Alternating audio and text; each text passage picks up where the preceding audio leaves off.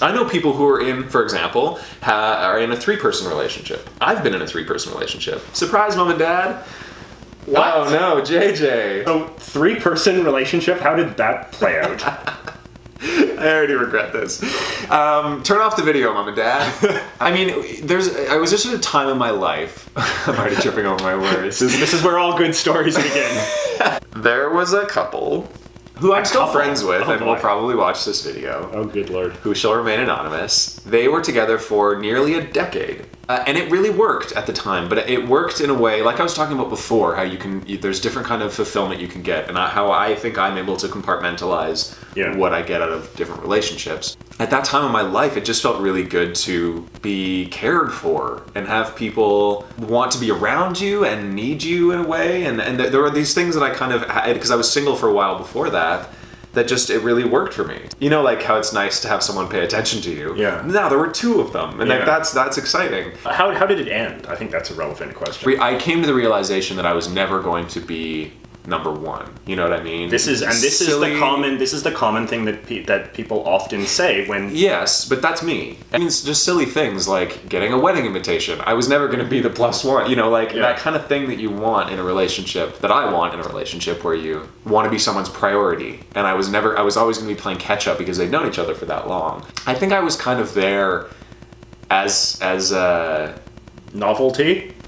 A little bit, and also just to kind of patch up troubles that they may have been having, and they wanted to agree on something. I think this is my opinion, and I think that was kind of the role that I played, and they wanted to, you know, that exciting thing of dating someone new, which worked at the time, but ultimately wasn't enough to stop whatever was going on between them. So in that way, it was a bit toxic for me, but I also learned a lot about myself, and I don't regret it, and all those other great That's what I was going to ask, if you regret it in retrospect. No, I don't, because I think I got very confident from it in certain ways, and this is playing into your hand, but it made me realize what my priorities are in a relationship. And it doesn't mean they're for everybody, like you're saying. It is, for me, what I need out of a relationship is to be a priority to somebody. It sounds like you also realize, though, some of the structural flaws with this model of relationship.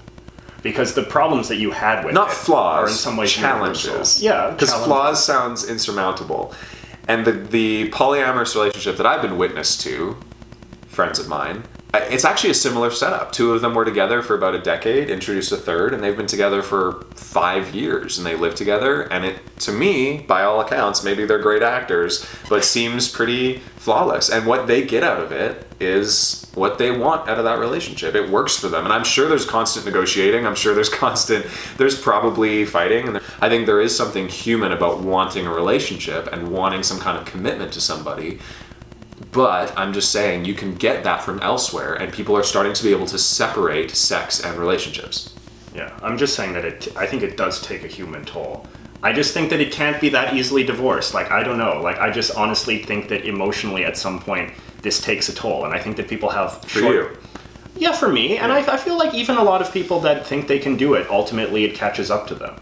And I think that there's a lot of people, if you ask them, you know, if they're like, you know, in an advanced stage in their life and they went through a phase like this, and you ask them, what do you think of that phase in retrospect? They'll often say, I was very arrogant. I thought I knew better. You know, I thought I could make this work. It didn't work, right? I mean, I've heard interviews with people that were in polyamorous relationships, and they'll often express regret about it in retrospect, where they'll say that, like, I thought I had it all worked out. There was lots of flaws to it that I didn't realize at the time. There's a reason why these other models of relationships have withstood the test of time, and it's not all because there's just some sort of like judgmental, patriarchal, whatever authority telling you to do this and trying to oppress you into doing it. A lot of these institutions survive and survive across many cultures, many different societies, many different periods of time because they work ultimately, and they're the most satisfying for the human condition and the human needs and just human nature.